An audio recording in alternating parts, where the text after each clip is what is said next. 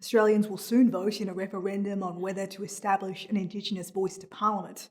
All Australians will be able to vote yes or no on October the 14th. The successful yes vote would recognise Aboriginal and Torres Strait Islander peoples in Australia's constitution and lead to the creation of an Indigenous body to advise the government and Parliament on laws and policies affecting Indigenous people. First Nations people in Australia have faced a long and painful history of colonisation and dispossession. Compared with the rest of the Australian population, Indigenous people often experience the worst outcomes in health, employment, education, and incarceration rates. Efforts to close the gap between Indigenous Australians and the rest of the country have consistently failed, and supporters of the voice say it will improve the lives of First Nations peoples. Australia's Labor government and other Indigenous groups are leading the campaign to establish the voice.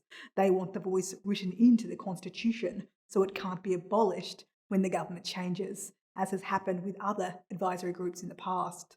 The federal opposition Liberal Party is opposed to establishing the body, saying it wouldn't alleviate the issues facing First Nations communities. They also claim it could divide the nation.